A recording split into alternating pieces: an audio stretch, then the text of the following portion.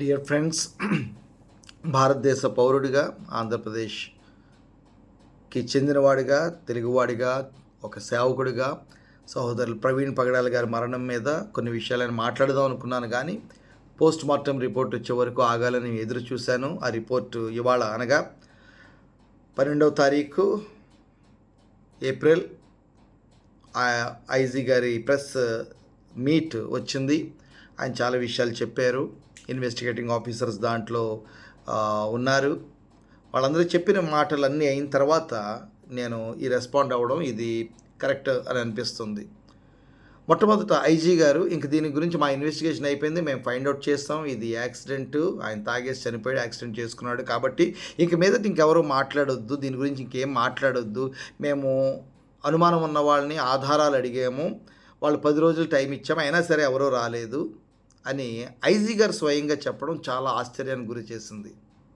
Supreme court verdict మీదే news పేపర్స్లో, TV డిబేట్స్లో చాలా చర్చలు జరుగుతున్న రోజుల్లో ఒక అనుమానాస్పదమైన మృతి మీద, ఎన్నో భావోద్వేగాలు లింక్ అయ్యి ఉన్న ఒక మృతి మీద పోలీసులు ఇన్వెస్టిగేషన్ చేసి ఇంక దాని మీద గురించి ఏం మాట్లాడడానికి వీల్లేదు, మాట్లాడితే ఒకవేళ ఖబర్దార్ అన్నట్టుగా అదేదో శాంతి భద్రతల విఘాతం కలిగించడానికి మాట్లాడుతున్నట్టుగా ఒకవేళ ఐజీ గారు భావించేస్తూ ఉన్నట్లయితే మేము కూడా ఐజీ గారిని అలా మాట్లాడమని ఎవరో ప్రేరేపించినట్టుగా భావించాల్సి వస్తుంది. అంత అవసరం లేదేమో అనుకుంటున్నాను.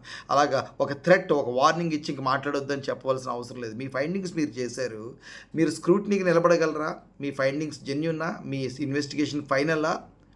లేకపోతే దానిలో ఇంకా ఏమన్నా మిస్ అయిన ఎలిమెంట్స్ ఏమన్నా ఉన్నాయా అనేది ఒకవేళ క్రాస్ ఎగ్జామిన్ చేస్తే దాని స్క్రూటినీకి నిలబడి దాన్ని డిఫెండ్ చేసుకోగలిగిన కెపాసిటీ ఉండాలి తప్ప మీరు మాట్లాడడానికి వీల్లేదని చెప్పడం మాత్రం ప్రజాస్వామ్య దేశంలో చెల్లదు నా అభిప్రాయంలో. ఇది మొట్టమొదటి విషయం. అది చాలా ఆశ్చర్యం గురి చేసింది ఆయన అలా చెప్పడం. తర్వాత రెండో విషయము, ఆయన సీసీటీవీ ఫుటేజ్ల గురించి మాట్లాడారు. చాలాసేపు వరకు ఇన్వెస్టిగేషను, తర్వాత ప్రెస్ మీట్లో బ్రీఫింగ్ కూడా ఆయన తాగారు, ఆయన మందు షాప్కి వెళ్ళారు, ఆయన తాగారు, ఆయనే పేమెంట్ చేశారు, ఆయనే అని చెప్పడానికి కన్విన్స్ చేసినట్టుగా ఉంది. సరే, ఆయనే. క్రైస్తవులు కూడా మొదటి నుంచి చేసిన తప్పు ఏంటంటే ఆయన అసలు తాగే ఛాన్సే లేదు, అది ఆయన కాదు, బాడీ డబుల్ అన్నట్టుగా, వేరే ఎవరినో డమ్మీని పెట్టినట్టుగా, ఎవరో యాక్ట్ చేసినట్టుగా, అంతవరకు అక్కర్లే. క్రైస్తవులు కానీ, ఇన్వెస్టిగేషన్ ఆఫీసర్స్ కానీ అందరూ కూడా ఫోకస్ చేయవలసిన విషయం ఏంటంటే కాజ్ ఆఫ్ డెత్. మరణం ఎందుకు సంభవించింది? మందు కొంటే చనిపోరు, బుల్లెట్ మీద 400 కిలోమీటర్లు వస్తే చనిపోరు.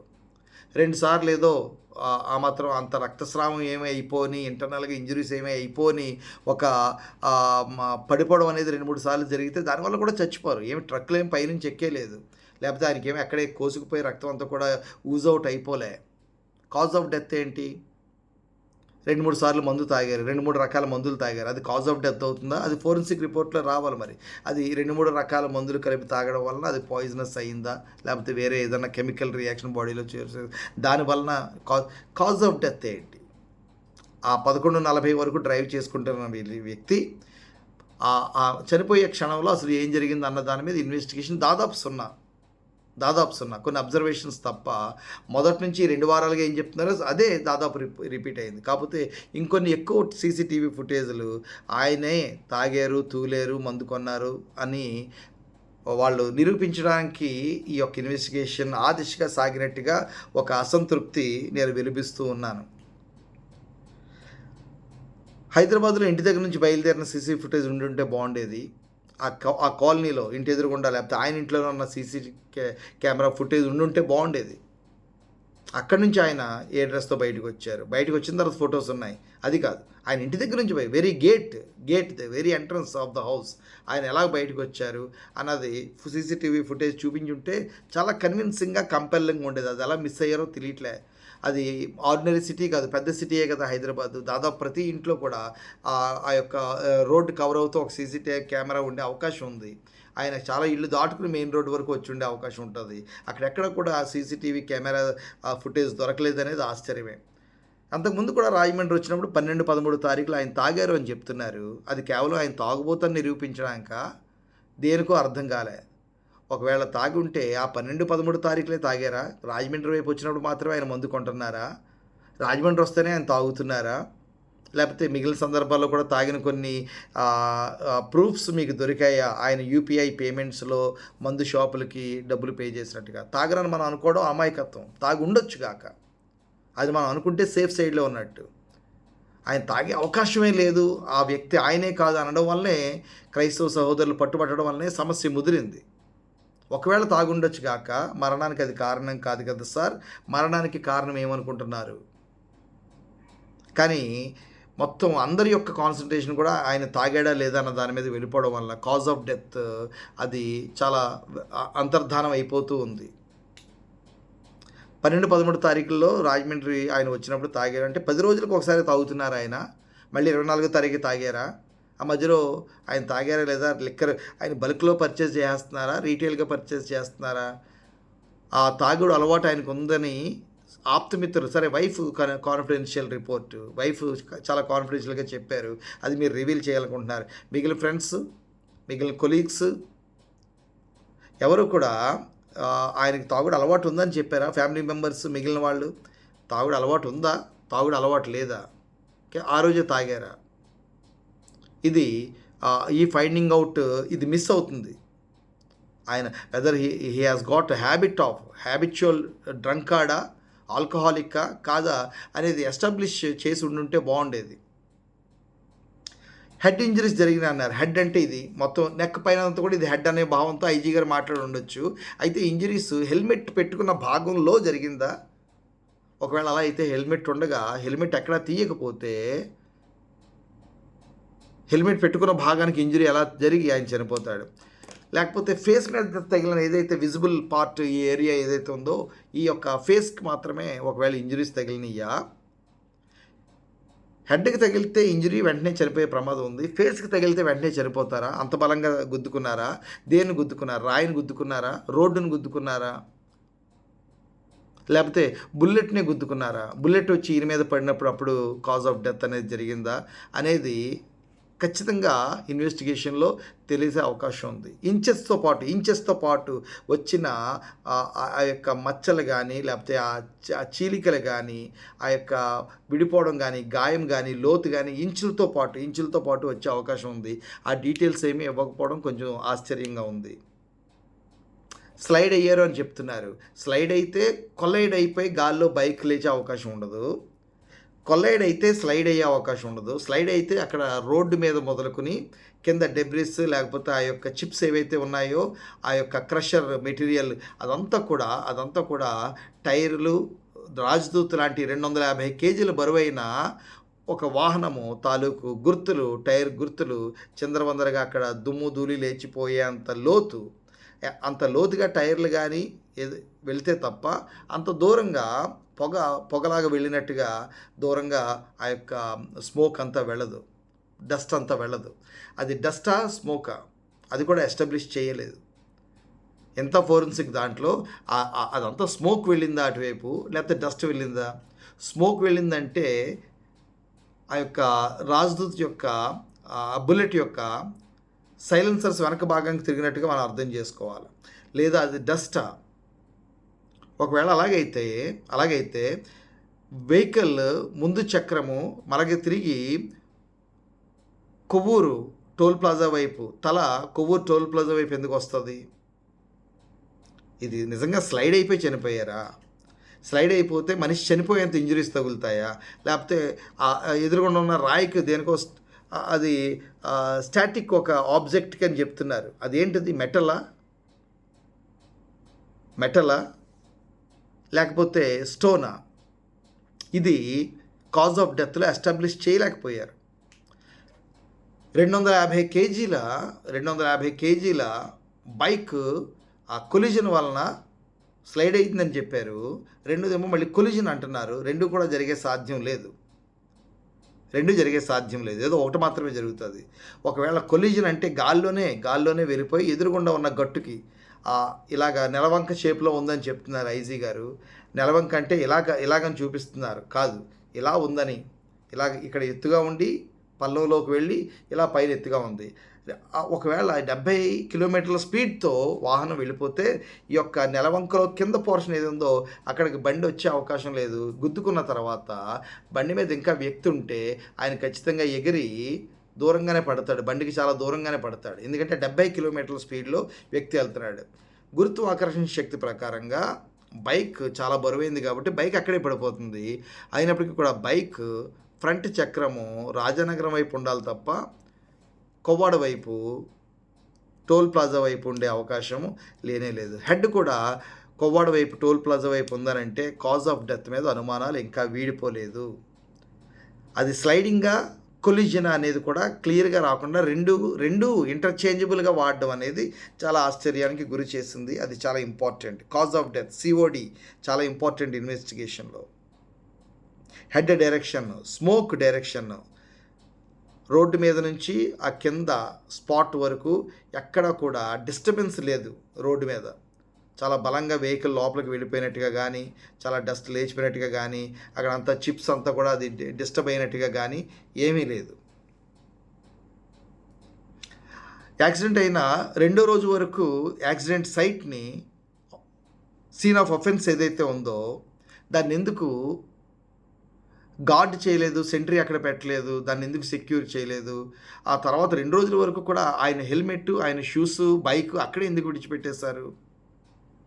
ఇవి చాలా ఇంపార్టెంట్ క్వశ్చన్స్ రైజ్ అవుతున్నాయి. ఇవంతా కూడా part of investigation. It can be a great clue. కానీ ఆయన హెల్మెట్ అలాగే అక్కడ ఆ స్పాట్లోనే 24న మార్నింగ్ డెత్ అయితే 25 కూడా అది అక్కడే ఉంది. 26న కూడా అక్కడే ఉన్నదేమో మరి నాకు తెలియదు. 24వ తారీఖు అంతా కూడా అక్కడ సెంట్రీ ఏమీ ఏర్పాటు చేయాలి. ఎవరు పడితే వాళ్ళు వెళ్ళిపోయారు. ఏ మీడియా పడితే వాళ్ళు వెళ్ళిపోయారు. అక్కడ వెళ్ళి ఫోటోలు తీసేశారు. అంతా డిస్టర్బ్ చేశారు. అది ఒక ప్రామినెంట్ పర్సన్, ఒక రిలీజియస్ సెంటిమెంట్స్ అటాచ్ అయ్యి ఉన్నాయన్న కేసు అని తెలిసిన వెంటనే కనీసం 24th మధ్యాహ్నం నుంచి అన్న ఆ యొక్క స్పాట్ అంతటిని కూడా సెక్యూర్ చేయవలసింది. క్రైమ్ సీన్గా, ఆఫెన్స్ సీన్గా. అది జరగలే. ఆయన personal belongings like shoes and helmet స్పాట్లోనే గంటలు 2 రోజులు 3 రోజులు కూడా అక్కడ వదిలిపెట్టేశారు.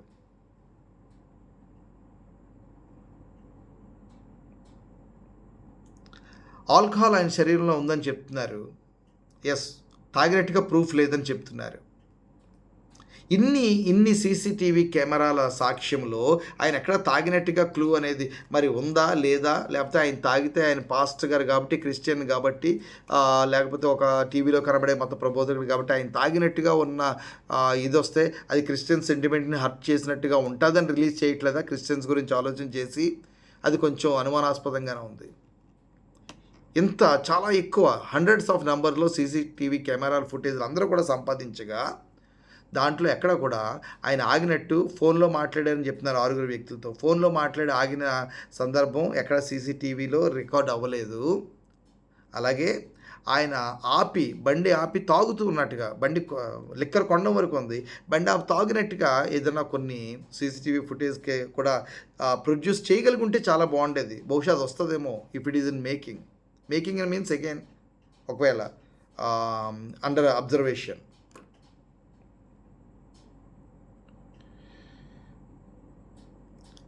పాసిబిలిటీ అని చెప్తున్నారు.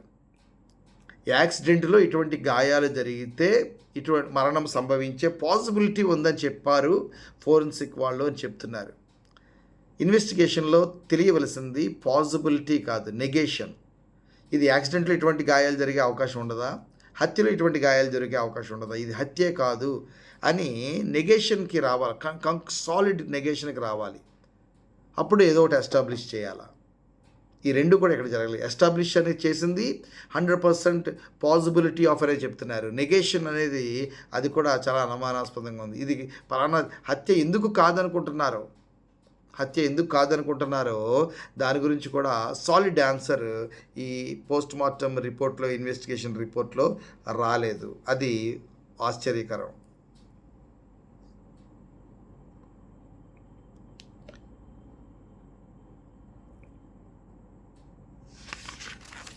ఫ్యామిలీ కొలీగ్స్ యొక్క ఇన్పుట్స్ ఇందులో ఎంతవరకు తీసుకున్నామని చెప్తున్నారు. చాలామంది ఇంటర్వ్యూ చేశారని చెప్తున్నారు.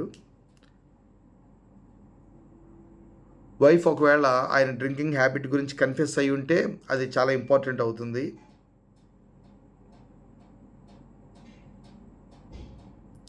ఆయన ఎందుకు అంత హర్రీగా ఉన్నారు, రాజమండ్రి రావడానికి హర్రీగా ఉన్నారు?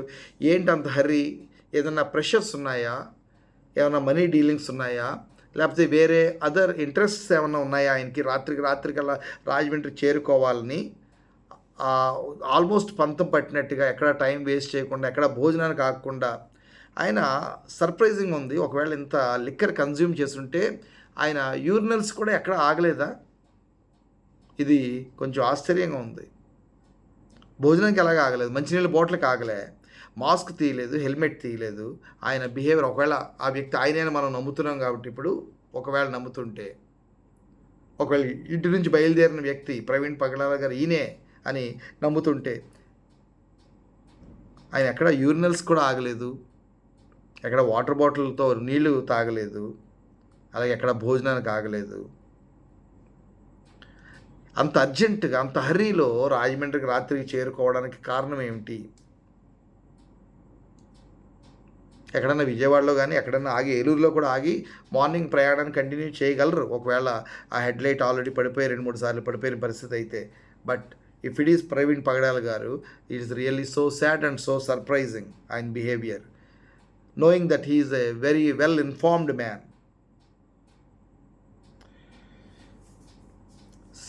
సైంటిఫిక్ ఇన్వెస్టిగేషన్ సాగిందా అని అంటే ఫిజిక్స్, నేను ఇందాక చెప్పినట్టుగా ఫిజిక్స్, ఆయన 70 కిలోమీటర్ స్పీడ్తో వస్తున్నవా, ఆయన స్లైడ్ అయ్యారంటే ఆయన మూమెంట్ ఎటువైపు ఉంటుంది?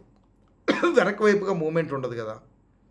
మళ్ళీ కొవ్వూరు టోల్ ప్లాజా వైపు ఆయన ఆ ఏరియా దాటిన తర్వాత ఆయన ముందుకు వెళ్ళే పడతారు తప్ప వెనక వైపుగా పడరు. బండి ఇలా రౌండ్గా తిరిగే ఛాన్స్ లేదు. దానికి ఆశ్చర్యంగా ఐజీ గారు ఏం చెప్తున్నారంటే, ఆ యొక్క క్రిసెంట్ నెలవంకలాగా ఉంది, రోడ్డు హైట్లో ఉంది, కింద ఆ రెయిన్ వాటర్ వెళ్ళిపోవడానికి చిన్న గొయ్యిలా ఉంది. అది పెద్ద గొయ్యి ఏం కాదు, పెద్ద లోతైన గొయ్యి ఏం కాదు. ఇటువైపు మళ్ళీ ఎత్తుంది కాబట్టి ఆయన ఇలా స్లైడ్ అయినప్పుడు ఇక్కడ ఇలా గుద్దుకుని ఈయన ఇటువైపు పడిపోయి తల ఇటువైపుకి వచ్చి మరలా ఈయన ఇటువైపు నుంచి వస్తుంటే తల మళ్ళీ ఇటువైపు, ఇది తల అనుకుందాం, ఈ తల మళ్ళీ ఇటువైపు వచ్చి పడి బైక్ కూడా ఆ యొక్క మళ్ళీ రెండో వైపు ఎదురుగా ఉన్న వైపు మెట్టు గుద్దుకుని మళ్ళీ ఎగిరి ఫ్రంట్ టైర్, బైక్ టైర్ మళ్ళీ వచ్చి ఆయన ముఖం వైపుగా పడి ఇలా పడిందని చెప్తున్నారు.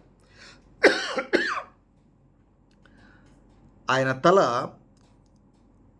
వెహికల్ ఫ్రంట్ టైర్ కూడా ఏ వైపు నుంచి వచ్చారో ఆ వైపుకు తిరిగి వెనకదల పడడం ఫిజిక్స్లో సాధ్యం కాదు. 70 కిలోమీటర్ల స్పీడ్తో ముందు వైపు ఇటువైపు వెళ్తున్న వ్యక్తి బైక్ ఇటువైపు వెళ్తుంది, 70 కిలోమీటర్ స్పీడ్తో కొలైడ్ అయినా కొలిజన్ జరిగినా మళ్ళీ వెహికల్ అందులోని ఇలా వెళ్తూ కొలైడ్ అయింది కాబట్టి ఇలాగ డిస్ట్రాక్ట్ అయింది అనుకోవచ్చు, ఇలా జారిపోయింది అనుకోవచ్చు, ఇలా వెళ్తుంది లేకపోతే ఇలా వెళ్తుంది, కానీ ఇలా రాదు. ఇది మరి నేను చాలా అతి తెలివిగా ఆలోచన చేస్తున్నానా, లేకపోతే బైక్ 2 చక్రాలు కూడా ఒకవేళ 70 స్పీడ్లో ఇలా వచ్చి కొలైడ్ అయితే మళ్ళీ రోడ్డు వైపు టైర్లు రావు, టైర్లు ఆ పొలాల వైపు వెళ్ళిపోతాయి, ఆ యొక్క చెట్ల వైపు వెళ్ళిపోతుంది, వెనకాతల క్రషర్ ఏదో ఉంది అటువైపు వెళ్తాయి, లేకపోతే రాజనగరం వైపు పడతాయి టైర్స్. కానీ 2 టైర్ల యొక్క బేస్ కూడా రోడ్డు వైపు పడి ఉండడం ఆశ్చర్యంగా ఉంది. అది సాధ్యం కాదు, అది అలా జరిగే అవకాశం దాదాపుగా లేదు. ఇందాక చెప్పినట్టుగా ఈ బరువు మహా ఉంటే 80 కేజీలు ఉంటుంది, బైక్ బరువు 250 కేజీలు. గురుత్వాకర్షణకి ముందు ఖచ్చితంగా బైకే లోనవుతుంది, ఎందుకంటే బైకే బరువు కాబట్టి బైకే ముందు పడుతుంది, ఆ తర్వాతే మనిషి పడతాడు. అక్కడ కూడా రెండు ఒకే చోట పడే అవకాశం లేదు, ఎందుకంటే స్ట్రాంగ్ కొలిజన్ జరిగినప్పుడు తేలికగా ఉన్న వ్యక్తి దూరంగా విసిరివేయబడతాడు, బరువుగా ఉన్న వస్తువు దగ్గరగా పడుతుంది. ఇది కూడా ఎస్టాబ్లిష్ చేయబడాలి. డమ్మీని పెట్టి ఒకసారి చేస్తే సరిపోయేది. కొత్త వెహికల్స్ తీసుకున్నప్పుడు లేకపోతే లాంచ్ చేసినప్పుడు కంపెనీ వాళ్ళు డమ్మీని పెట్టి క్రాష్ టెస్ట్ చేస్తారు. అలాగా డమ్మీస్ విత్ సెన్సర్ పెట్టి సేమ్ సీన్ క్రియేట్ చేసి ఒకసారి చేయిస్తే చాలా వరకు క్లారిటీ వస్తుంది. వెహికల్ ఎటువైపు నుంచి వచ్చింది, దానికి ఆపోజిట్ డైరెక్షన్లోకి ఎదురుగుండా స్మోక్ లేకపోతే పొగ వెళ్ళడం అనేది అది కొంతవరకు డౌట్ఫుల్.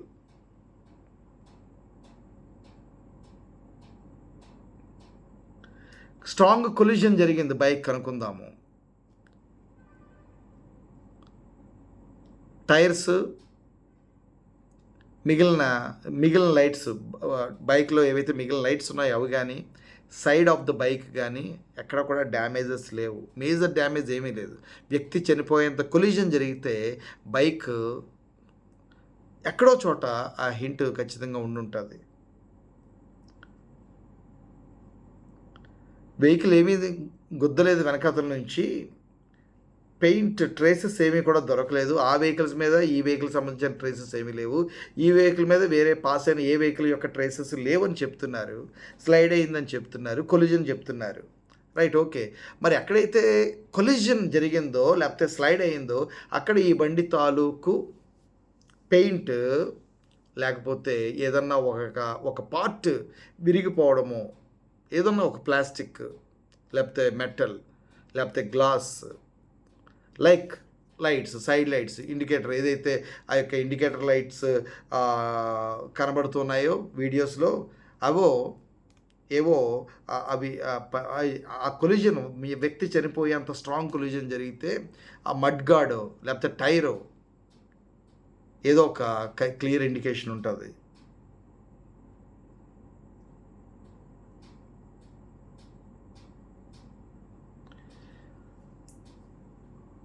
ఎవరైతే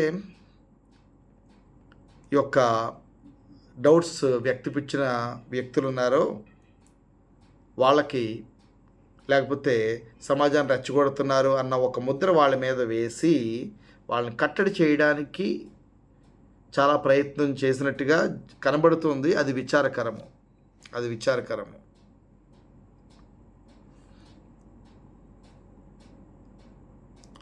ఫేస్ ఒకటి మాత్రమే ఇంజూర్ అయితే అంత పెద్ద 250 కేజీల బైక్ గాల్లో ఎగిరి ఈయన మీద పడితే, ఆయన చెప్పినట్టుగానే గాల్లో ఎగిరి ఈయన మీద పడితే రిబ్ కేజ్ డ్యామేజ్ అవుతుంది ఖచ్చితంగా. ఖచ్చితంగా మొహం మీద పడితే మొహం డ్యామేజ్. ఆ బైక్ గాల్లో ఎగిరి ఈయన మీద పడడం వల్లే మొహం డ్యామేజ్ అయిందా, లేకపోతే కొలిజన్లో దేనికన్నా బలమైన స్టాటిక్ ఆబ్జెక్ట్ గుద్దుకుందని చెప్పింది రెండిట్లో ఏది కరెక్ట్? రిబ్ కేజ్లో ఎక్కడా కూడా ఈ రిబ్స్ ఏమి విరగకుండా ఎలా ఉన్నాయి? రిబ్స్ ఏమైనా విరిగాయా?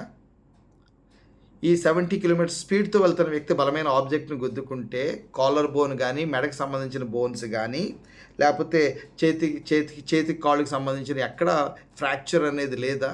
ఏమీ ఫ్రాక్చర్ అవ్వలేదా? ఇది లేకపోతే అంత బ్లడ్ లాస్ అయిపోయిందా? స్పాట్లో ఆ లాస్ ఆఫ్ బ్లడ్ కనబడిందా కాజ్ ఆఫ్ డెత్గా? షాకా? హార్ట్ అటాక్ వచ్చి ఆ షాక్లో హార్ట్ అటాక్ వచ్చి ఆయన చనిపోయారా? దానికి లేకపోతే సఫికేట్ అయిపోయారా? మొహానికి తగిలిన ఇంజురీస్ వలన సఫికేట్ అయిపోయి బ్లడ్ క్లాట్స్ అయిపోయి చనిపోయారా? ఇవేవి కూడా ఫోరెన్సిక్ రిపోర్ట్లో కానీ, పోస్ట్ మార్టం రిపోర్ట్లో కానీ ఇది కాజ్ ఆఫ్ డెత్ ఎస్టాబ్లిష్ ఇప్పటికీ అవ్వలే. ఆల్కహాల్ యొక్క ఇన్ఫ్లుయెన్స్లో ఉన్నారన్నది మాత్రం ఎస్టాబ్లిష్ అయింది. దానికి ఇన్వెస్టిగేషన్ అవసరం లేదు. సీసీ కెమెరాలు ఒకటి ఉంటే చాలు. సీసీ కెమెరాలు పోలీసులు రిలీజ్ చేయడం కంటే ప్రైవేట్ వాళ్ళు ముందే రిలీజ్ చేస్తారు. సో ఇన్వెస్టిగేషన్లో బ్రేక్ త్రూ పాయింట్ ఎక్కడుంది? ఈ యొక్క సీసీ కెమెరాలని పైలప్ చేసుకుంటూ పలానా టైం నుంచి, అది కూడా ఇంటి దగ్గర నుంచి అయితే వీళ్ళు కూడా సంపాదించలేకపోయారు. సంపాదించినా చూపించలేదు. భారీ స్టేట్మెంట్ సంపాదించినా చూపించలేదు. ఫ్రెండ్స్ స్టేట్మెంట్ సంపాదించిన చూపించలేదు. So drunk card established. Okay, Praveen Pagadala drunk card. Okay, fine, no problem, let us accept it for the sake of argument. Cause of death sliding, collision, injury on face, but without any bones being broken, without any loss of blood. ఇది కొంతవరకు ఆలోచన చేయవలసిన విషయము.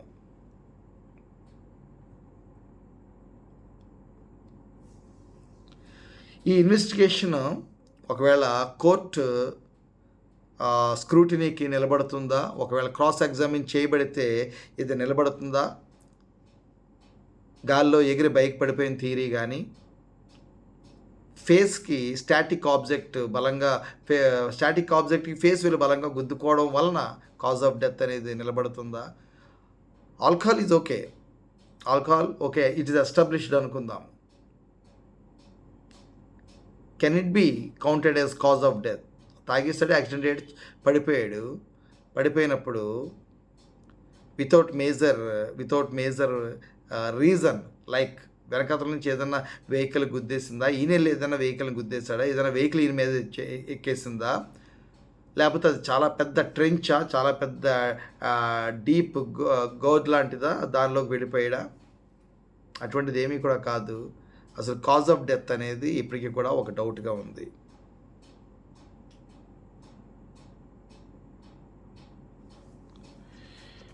Right, ఈ విషయాలు మనం ఆలోచన చేయాలి. చాలా డౌట్స్ ఇంకా అలాగే ఉండిపోవడం విచారకరం పోలీస్ ఇన్వెస్టిగేషన్ తర్వాత కూడా. ఇంకొకటి, ఈ యొక్క కేసుతో డైరెక్ట్గా సంబంధం లేదు, కానీ ఎంతవరకు ఈ విషయాన్ని అడగొచ్చో అడగకూడదో కానీ అది ఏలూరు రేంజ్ ఐజీ గారు తూర్పుగోదావరి అంటే రాజమండ్రి ఎస్పీ ఆఫీస్లో నేను అనుకోవడం ఈ యొక్క ప్రెస్ మీట్ పెట్టుంటారు. వెనకాతల సీఎం చంద్రబాబు నాయుడు గారి ఫోటో లేదు, ప్రధానమంత్రి నరేంద్ర మోదీ గారి ఫోటో లేదు, రాష్ట్రపతి గారి ఫోటో లేదు. పక్కన ఎవరో ఒక ప్రస్తుతానికి అక్కడ ఆఫీస్లో ఉన్న ఆయన, లేకపోతే రాష్ట్రానికి DGP director general of police అది తెలియదు, మరి ఆయన ఫోటో ఉంది. ఇంకొక ఫోటో పవన్ కళ్యాణ్ గారి ఫోటో ఉంది. Is only A deputy CM.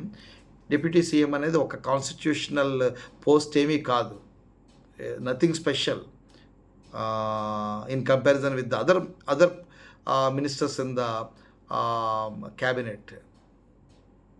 మరి ఆ రూమ్లో, ఆ ఛాంబర్లో మరి మిగిలిన ఫొటోస్ సీఎం గారు అవి వేరే చోట ఉన్నాయేమో లేదో తెలియదు, కానీ ఇది ఒక అబ్జర్వేషన్. ఎందుకంటే పవన్ కళ్యాణ్ గారు కొంతవరకు ఆయన బాధ్యుడు అని చెప్పట్లేదు, కానీ ఈ యొక్క ఒక ఎలినేషన్, ఏదో ఒక మతానికి చెందిన వ్యక్తిగా గతంలో ఆయన చేసిన కొన్ని మాటలు, కొన్ని పనులు, కొన్ని స్టేట్మెంట్స్, అందులోని ఇంకొకరిని డిస్టెన్స్ చేసుకుంటూ ఇంకొకరిని కొంతవరకు ఒక దూషించడం కాదు కానీ ఆక్షేపిస్తూ ఒక డెరోగేటరీ రిమార్క్స్ ఆయన చేసి అన్యమతము అనే మాట ఆయన కొన్ని సందర్భాల్లో వాడి, దాని ద్వారా ఆయనకి క్రైస్తవులు అంటే కొంత అసహ్యత లేకపోతే ఏహ్యత అనేది ఉంది అనే ఆలోచన ఆయన తన మాటల్లో ఆల్రెడీ ఇచ్చారు. కొన్ని విషయాల్లో ఆయన క్రైస్తవ లేకపోతే సర్వమత సమాన భావజాలానికి కొంచెం దూరస్తుడిగా జరిగినట్టుగా అనిపిస్తుంది. ఆయన హోమ్ మినిస్టర్ కూడా కాదు. ఆయన ఫోటోలు పెట్టి ఆయన ఫోటో ముందు ఈ ప్రెస్ మీట్ జరగడం అనేది ఇంకొక చిన్న అనుమానము. సీఎం గారి ఫోటో కూడా లేకుండా ఆయన ఫోటో ఎందుకు ఉందనేది. రైట్, ఇది మేబీ పెద్ద రీజన్ ఏమి లేకపోవచ్చు. ఆ రూమ్లో వేరే గోడలకి మిగిలిన నాయకుల ఫోటోలు ఉంటే ఉండొచ్చు, that is a different thing, but it's only an observation. Well, లోకంలో క్రైస్తవులకి న్యాయం జరగదు. ఈ విషయం క్రైస్తవులు కూడా తెలుసుకోవాలి. ఏ ఒక్కరు కూడా న్యాయం చేయరు. న్యాయము మనుషుల నుంచి జరగాలని కోరుకోవడమే అమాయకత్వము. కాబట్టి ప్రభు దగ్గర పెడదాము. ఆదివారం నేను అలాగే ఇంతకుముందు కూడా చెప్పాను, ఆదివారం ముందు చేసి రిపోర్ట్ రావచ్చని నేను చాలాసార్లు చెప్పాను.